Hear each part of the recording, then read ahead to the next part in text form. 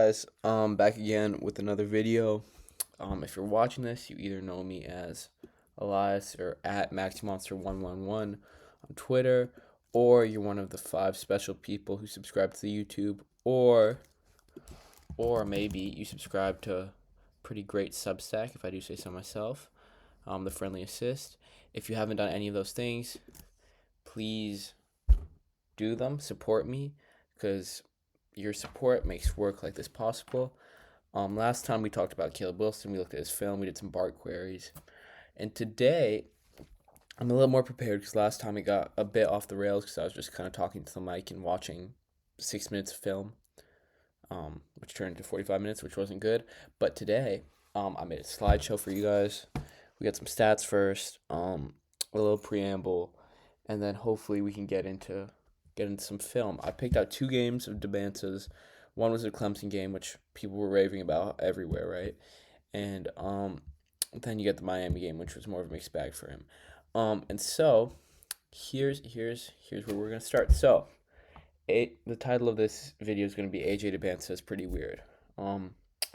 Obviously this doesn't mean he's weird in real life. It's more so meant to mean his profile's weird. He's a weird projection, and he's tricky to evaluate. But I think it kind of helps that he had a picture like this online. Fully illustrate my point. So, I found, there's going to be a lot of memes in this one. I'm trying to make this stuff digestible and easy and maybe a little nice to look at while I talk. So here, why he's polarizing. You can see this is like a Twitter meme. The advanced stats nerd looking very unhappy, and the That Boy Nice Watcher looking very happy. And while obviously it's not so black and white, with age it kind of is. Really, I think there's like a sort of fetishizing of big scoring wings with a like supposed bag who shoot mid ranges by very, not even eye test, but very old school, not old school, very it's a very specific school of basketball, not even thought but of watching, and AJ is really taking the hearts of people on that side. And then I think there's other people who I would say I'm like, I don't know. We'll find out where I land on AJ later. But then there's other people who have a lot of other concerns with him because his draft profile, his bar profile, some of the numbers aren't as good. The film also isn't all sunshine and roses, but I just thought this was funny to include because it kind of shows like some, I guess, like stereotypes of what people think about the stats and what people think about different types of processes and like, I guess, like what outcomes they churn out for different prospects. I definitely think AJ is one of those prospects where these stereotypes are very pervasive about like how people's evals shape or how people's philosophies shape their evals of him, if that makes sense. So, okay, as you can see, another meme. It originally said not stonks. As you can see, flawless, flawless editing job from me. And yeah, the defense worries me. Why? Well, he doesn't really get stocks. I made a thread on this couple weeks ago. Basically, his like a wing, like a player of his size, to not actually have any like box score measures of defensive activity at the college level. Well, like you might say, oh sure, he's not getting steals. He might be just playing really good man-on-man defense. First of all, film says otherwise to that. Second of all, the track record with players who don't produce, who don't create events, as some people say, or like force or aren't defensively active in terms of steals and blocks at the collegiate level. There there's not a lot of hope for him becoming an above average defender. As you can see, his profile, wrong one. Yes, here. Still at 1.7 blocks, and then 1.3 steals is especially worrying, especially because he's going to be a perimeter defender. There's, I don't, yeah, he doesn't meet the, like, the level of activity that you need to project him to be anything to have anything more than neutral impact. And for him to even get to neutral impact, he needs to rebound the hell out of the ball, um, which he was doing at the start of the year, but it's tailed off a little bit. He's down to 17 at the time I wrote that thread. He was at like 20, so definitely something to watch.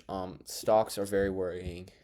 Defense is worrying. The film isn't super inspiring on it either, and I think it's like the fact that like I'm already really certain that he's either going to be hurting or just not helping the defense at the NBA level is not a good thing, and it's a bad thing to have like such a definitive certainty on a part of a prospect's game when they're supposed to be like a top 3 candidate.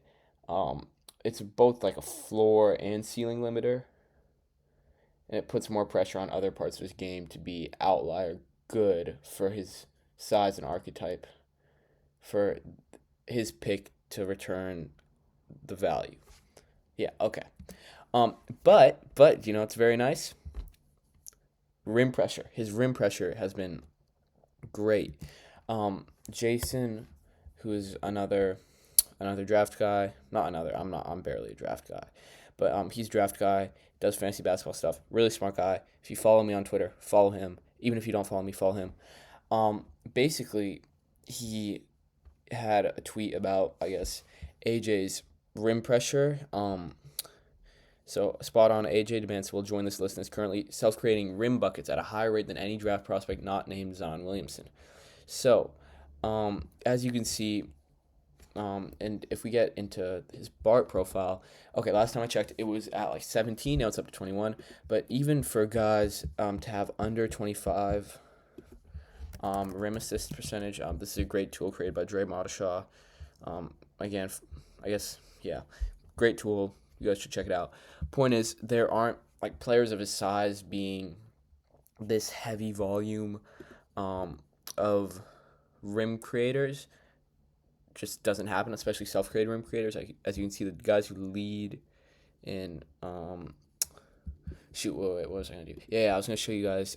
So 55 rim attempts through 9 games over the course of the season. He's probably projected for like if he plays 35 games, 213.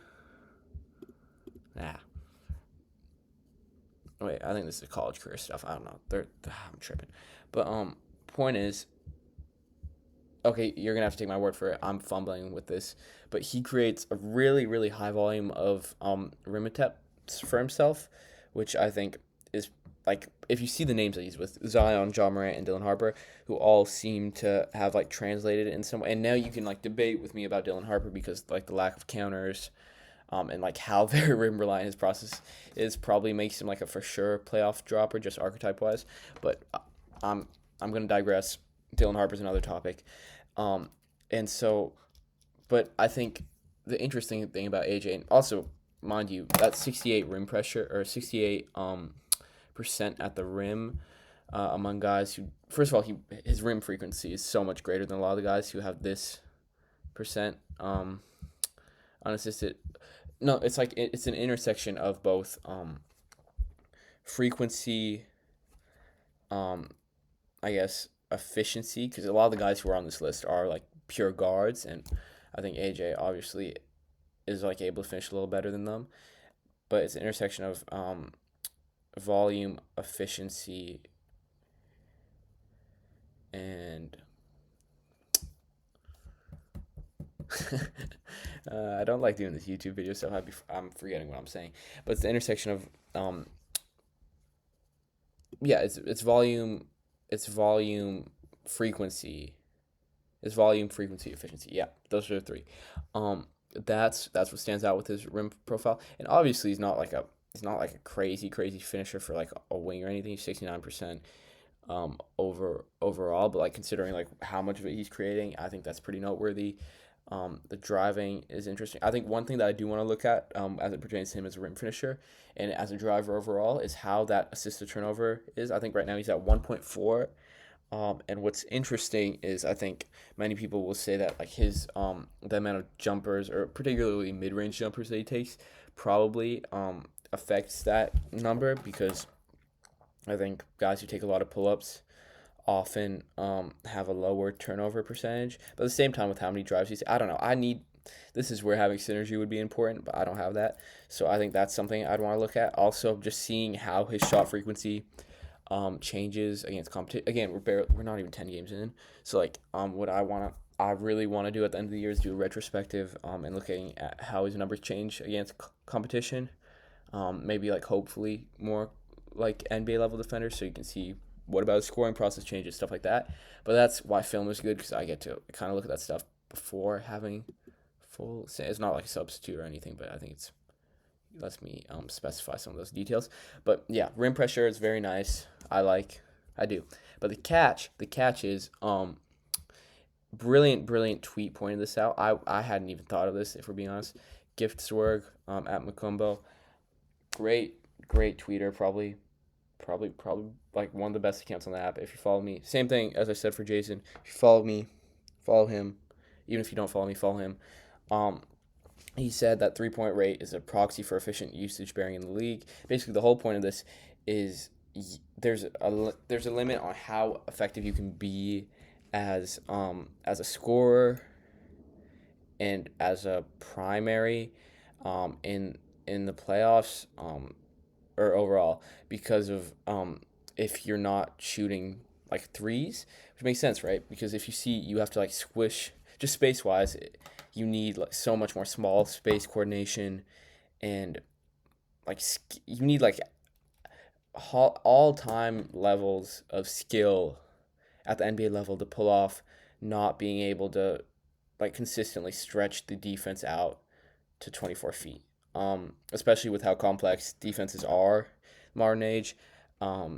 It also just limits your ceiling as a pass. You have to be like incredible as a small space, and even and as a two non paint, as a non rim two creator too. So there's obvious, and AJ doesn't shoot that many threes. He does not shoot threes at all. He's at shit. Where the fuck did it go? Where'd it go? So I'm trying to stop cursing because I feel like I don't want people I know to think badly of me. I don't want to curse. I think it's a bad habit. I'm trying to stop. But yeah. So here's where we're at. 18 3-point rate. I don't. You don't need a rocket scientist to tell you 18 3-point rate is not good. And for a guy to have that low of a 3-point rate and this high, like he just doesn't shoot threes. And I think there's definitely a limit in the league if he's not shooting threes. And I think there's been a lot of data that shows. I mean, like I had a query on this too, but your shot diet in college is kind of indicative of what your shot diet in the league is going to be. I did it with 3-point per possession, but that's probably not good to use. I think 3-point rate is probably better, right? Yeah. So if we're looking at this query, yeah, they don't include 3-point rate. This video is going way worse than the Caleb Wilson one. But the catch is basically how his process is probably a little bit unsustainable, just given the low 3-point rate. Despite and the fact that he's not a transcendent passer, who can really exploit more limited interior windows. Or, yeah. And I think also at his height, there's definitely going to be some trade off in terms of how well he's able to consistently both handle and maintain advantages. Again, read some of the stuff Gifts were said about him. You'll learn a lot more than you will by listening to me talk. But yeah. Okay. So that covers like the overview, like a broader overview on him. But now, do you know what time it is? It's film time. This is my favorite time. We gotta get into film. Shoot. I wish there was like a way to know what you guys would want to do. I should have asked this before. But I think we'll do Miami first and then Clemson. That works. And there was one more tweet that I wanted to show you guys that I thought was pretty cool.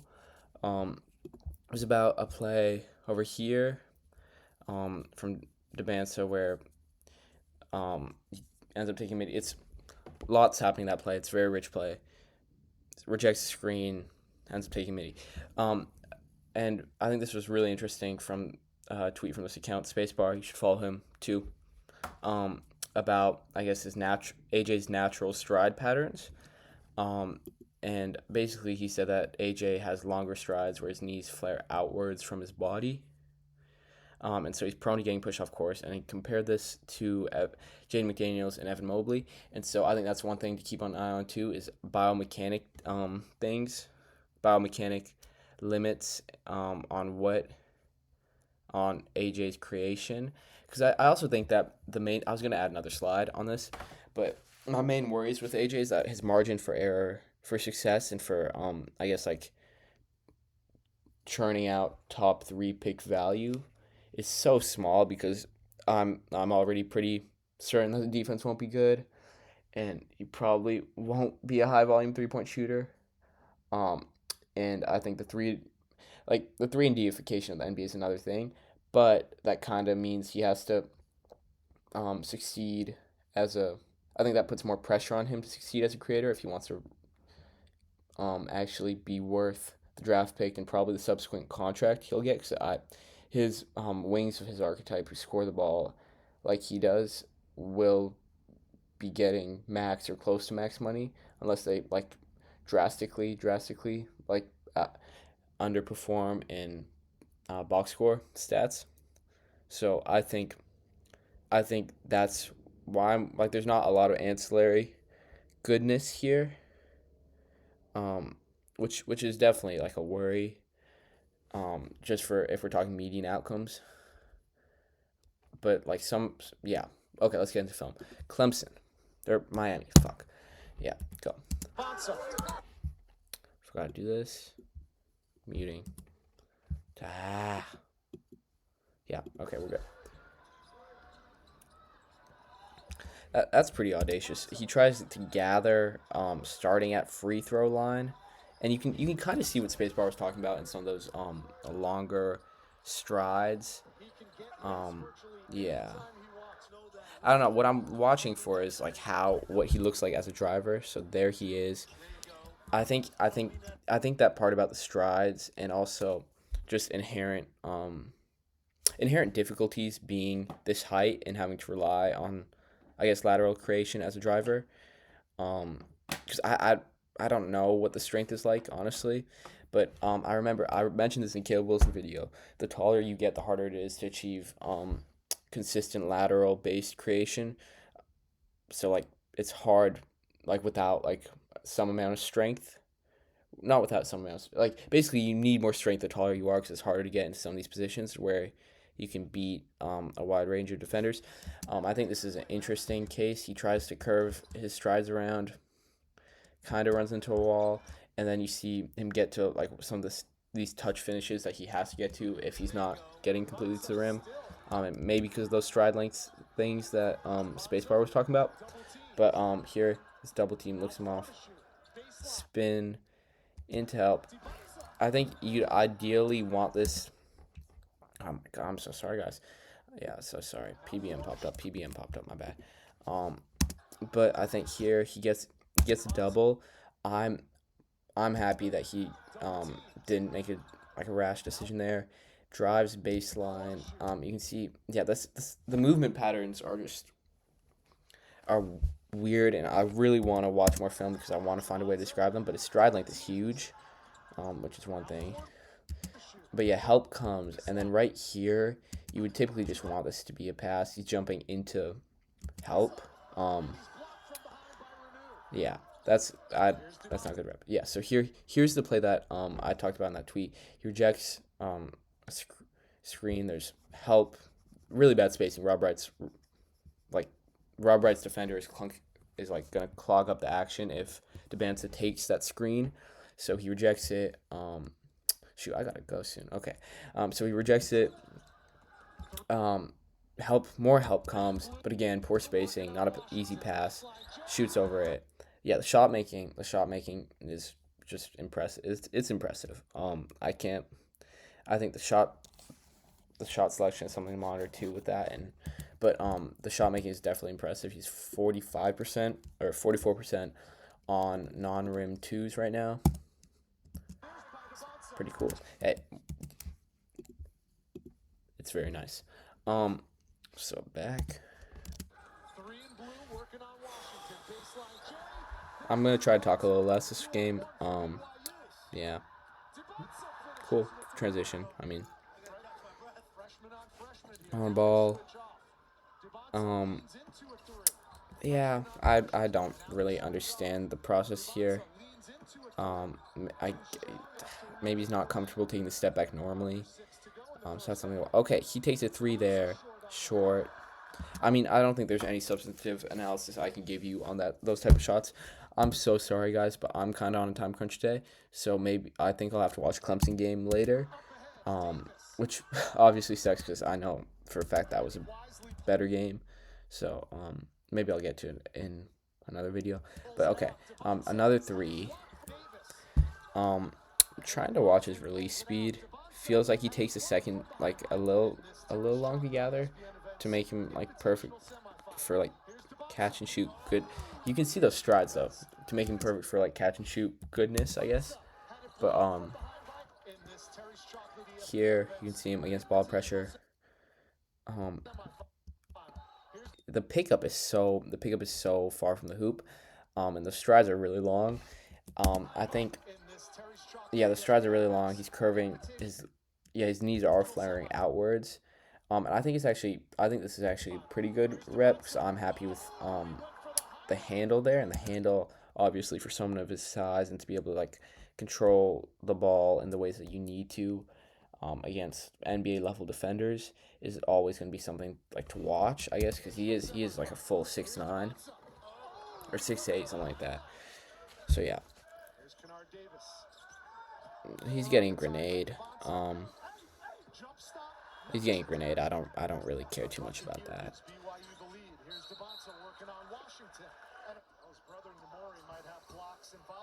Yeah, you can see he has to go um to like a more fading touch shot as opposed to like a more at the rim finish, which probably actually makes me wonder how he's shooting as well as he is at the rim if he's fading away. Yeah, there's just a very weird prospect, but spins. Okay, he gets. I think this is Kiba Keita. I think number 13 on BYU basketball. Yeah. Oh shit, I don't like using the AI thing.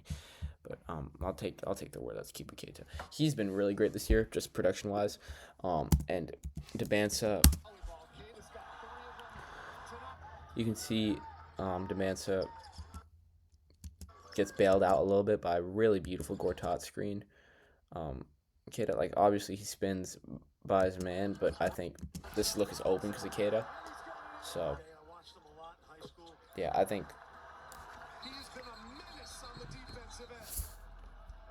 don't even know what I think. I was just talking, but here, yeah, that type of shot is just worrying. I think Nile Hoops posted a thread about, or not a thread, I think a thing about the impact of shot selection on real world or on real not real Jesus Christ on league level shooting outcomes with Kingston Flemings, and I think I don't know, it doesn't directly connect to Dybantsa because he draws a lot of free throws. Not a lot, but he draws like around like 48 free throw, right? 48, 47.5, yeah. He draws free throws. But I think it's something to watch, especially because I don't think shot diet isn't something that like you can just change overnight. It's not like a choice necessarily. Like it seems like a choice from a viewer sense, but at the same time, it's not a choice. It's like who these players are, and I think, yeah, yeah, yeah, yeah. Like if you look at some of the guys who AJ would be with at the end of the season, because his 3 point attempted per 100 are like, oh my god, I gotta look for it again. Yeah, it's 4.6. So under 6 3 pointers attempted per 100, and far twos attempted over 150. I'm pretty sure I did the math, and that AJ will qualify. We'll get that 43 over 9 times 35 or whatever. Yeah, he'll probably be somewhere around that. Point is, there aren't very many high level shooting outcomes here. Yeah. So I don't like high level 3 point shooting outcomes. That is, you have like your Kawhi, but it's not like a list chock full of like good shooters. There's yeah. unless I'm completely misinterpreting this, but I don't think it's smart to act like I don't think it's super smart to act like um this is like a good this is just like an easy thing to translate to the NBA level. Yeah. You can see he kind of loses his handle against the against like, is it a hard hedge or is it a, yeah, against like the hard, I guess, like the aggressive up to touch. Um, behind. I think his stride length bails him out, and bails him out for his handle in a lot of situations, because he can't, like, it's hard to sustain control against gap help, especially in this position, against like a real competitive defense, in stationary positions. Like, he's picking up there, but his stride length lets him like step through and turn that into like a rim attempt. Again, he's like going away from the rim, which is what makes a lot of these drives so weird. But it's bailing him out. Um,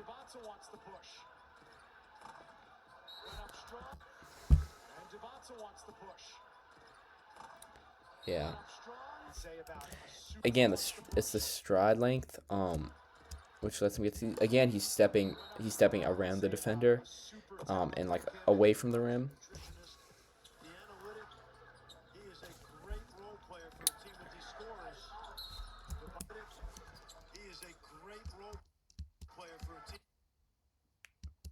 Yeah, he can get around his defender in some ways. I don't know if he. Yeah, I think he has like the bend to get around his defender in these ways. And he's honestly just throwing himself at the rim right now, which, to be honest, if you remember the Caleb Wilson video, we like free throws a lot, so that's good to see. Here he gets post look against. They're kind of zoning up. They're kind of inching over. Gets into his honey hole. Yeah, my worries are just that his process has to be almost, and it's not applying to this play, but his process has to be so like fine tuned for the NBA level, considering his other deficiencies, that I'm just worried about it. Like, I hate doing the thing that a lot of people, just like casual fans do, where they're like, where they see a big guy who can score, who has a bag, or who can do stuff in a cool way. And they're like, he has the high ceiling. But the thing is, or he has a high ceiling and low floor, or whatever. Like, it's just like such a dumb. It's not dumb, but it's such a detailless and unspecific way to talk about basketball. But like, you can't. He has the flow is lower. Ooh, the floor is low. Jesus Christ! I just stopped speaking English for a second there. Here he whips pass over there. Let's see how long it takes. Takes him a second to recognize that was open in the first place. Something to watch.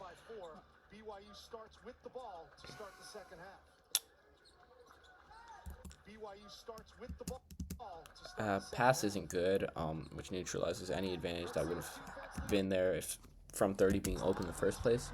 I'm gonna watch. Nothing play. Nothing play.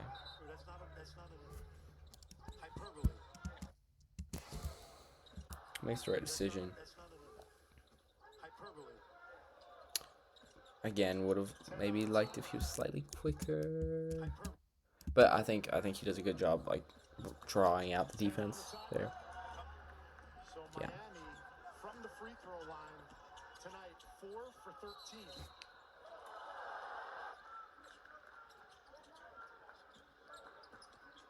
Corner.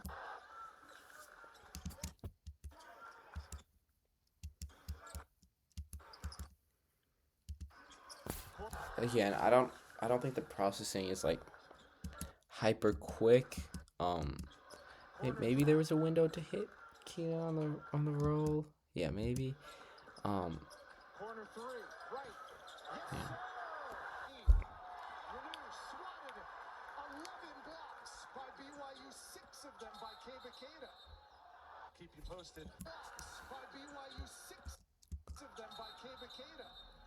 Offensive foul.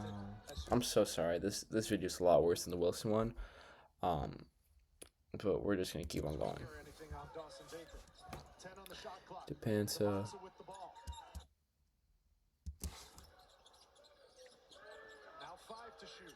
Yeah, my worry is that giving him substantial creation touches at the NBA level will just be really bad for both for shot clock economy. I know this is very very niche term, but basically the worry is that he's not going to be able to create advantages, but it's going to look good on the stat sheet in terms of his like true shooting and his points, and his turnovers too, because he's like throwing late grenades.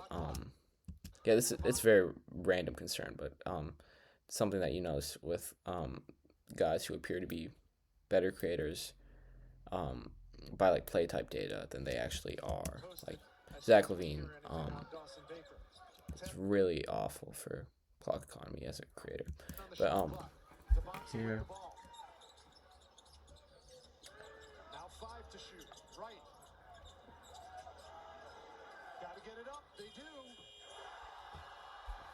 That's 5 of 15, Rich.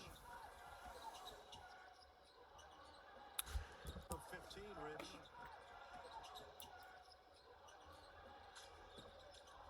BYU with the win advances to the Terry's Chocolate ESPN Events Invitational Final.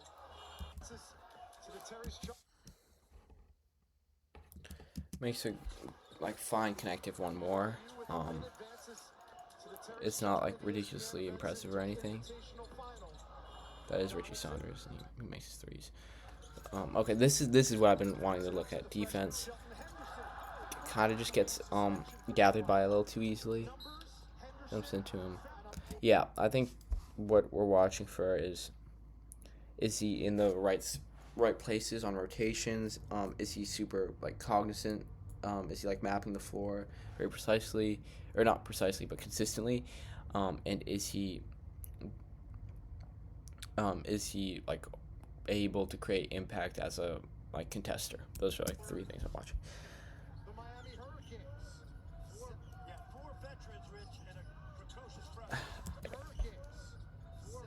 I mean, kind of gets caught on the screen for a bit, almost like he gives up, and it's almost just kind of just an open shot that he gives up.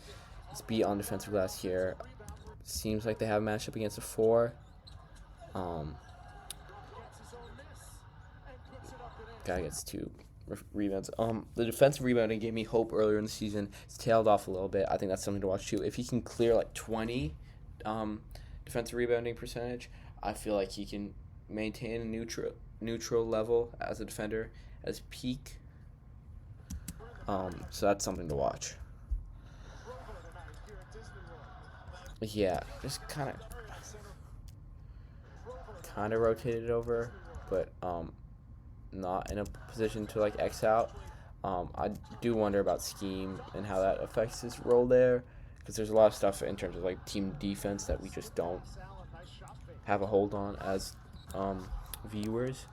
Here he closes, gets blown by pretty easily. Just doesn't look super. He closes out to the wrong spot too. He's closing out as if the guy's close to where the coach is. Not close, but like is further left. Just something to watch for. Maybe suggest some poor mapping.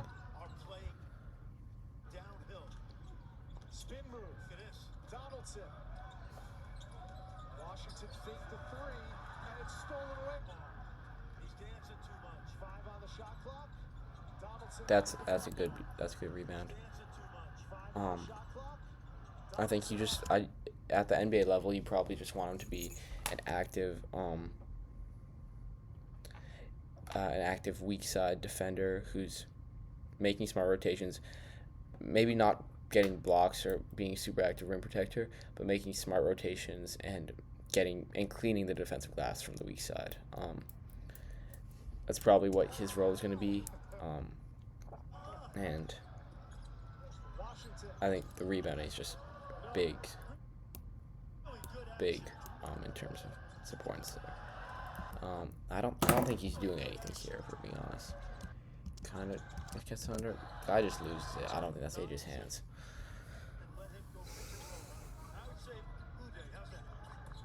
Goes under, gets kind of lost, weaving around those screens. Gets, yeah, here he's in that weak side role, gets manipulated. But number 3, you're not even manipulated, he just doesn't see it coming. I think you'd want him here to stick to the guy who's at the rim. So definitely like a lapse there. I don't think I can call it a lapse with AJ because it feels like he has like a lot of them. So maybe just like a normality, like a habit, I guess. Gets caught on a screen. Doesn't really show any effort. Gets bailed out by Rob Wright. Gap help. If it sounds like I'm being like too harsh on him, just let me know. But I'm just trying to point out things that I find will be important for him at NBA level. Here he sinks into gap help and then comes back lazy closeout and gets blown by really fast. I wonder what his I wonder what his lateral quickness is like. So on these closeouts he looks bad, and maybe it's like maybe it's a decel thing, or maybe it's a hip mobility thing. It's something about that motion of like turning his hips and changing directions that he just isn't.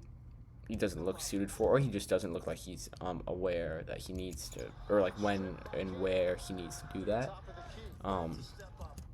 He's active in the gap there and gets the credit for the K to steal, I guess. Using 2 gap.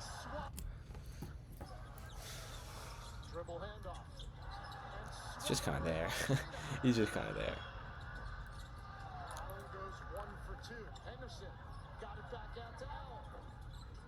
Yeah, he's ball watching a bit on that rebound. It gets like he's just kind of there. I mean, it's fine considering he's guarding 10. But 1 isn't doing anything either. So, and he gets lucky that Keita is mixing it up for him. Keita looks good. I hope. Yeah, he looks good. Again, it's just hard for an undersized center to make it in the league. But, here.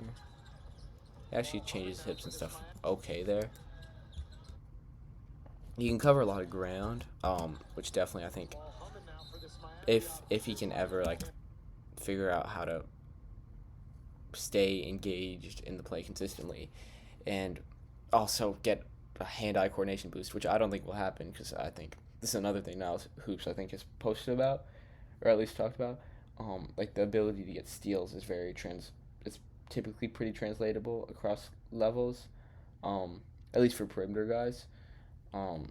So like it's a little worrying that he hasn't gotten stocks here, and I don't think he got stocks in high school either. And just a big defensive. That's just bad. I'm disappointed in that. That's bad. It's bad looks.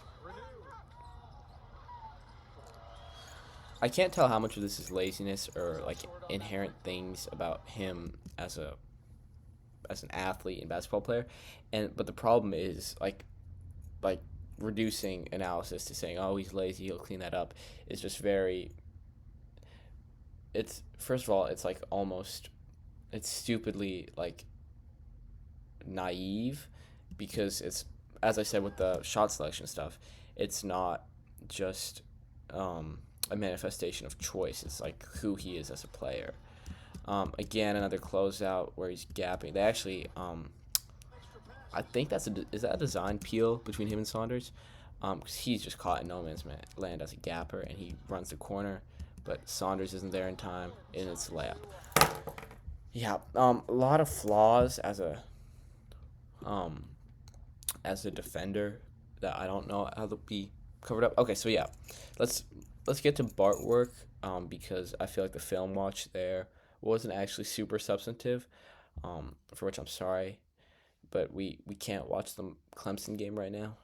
Maybe I'll upload a separate video with that in it, but right now what I was going to show you guys is for guys who don't shoot threes I think it's probably better to use 3-point rate because it's more adjusted for like usage because I think it's 3-pointers per per field goal attempt if I'm not crazy, but basically his shot diet doesn't really naturally indicate shooting success in the league.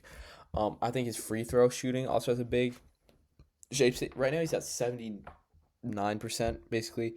And if you get above 80, I think you feel a lot more confident about because 80 is just a pretty like solid benchmark for. Obviously, it's not like a hard line if he's at like 79.5. But the point is, if he hovers around 80 or above, you feel pretty confident about. I guess you like the touch indicators, but you also still. I still don't think that it's smart to think that he'll ever be anything more than like a medium to low volume solid shooter. Yeah, which I think definitely limits off ball viability, and offensive. I hate saying the word fit, but offensive, I guess scalability. Um, yeah, but if we're going to some more queries, about some other shot selection stuff. If we look at 3-pointers per 100 under 6, because again he's at like 4, and free throw rate under 55 because he's at like almost 50. Again, it's worthy to be wary of Bart things where. Okay, if we're looking at where the free throw rate is, or where one of the things just like sneaks into the query, um, but if you look at this, shoot, yeah, if you're looking over here at guys who didn't shoot a lot of threes in college and didn't draw like an all-time amount of free throws, per compared to usage, there's definitely like some interesting results. I haven't done the full deep dive, but like for the most part, you don't get like seamless shooting projections, which again, I want to dispel the myth in another way that he can just start shooting threes when he comes to the NBA, or that that there's nothing wrong with him not shooting threes right now. Um, yeah, because I don't think that's true just from historical priors and precedent. Um, yeah. Um, shoot, I got lost a little bit. Yeah, I'm trying to think. Did I have one more Bart thing? I don't think I had any more stuff to talk to you guys about. So overall, I think um I probably have Dybantsa 4 right now.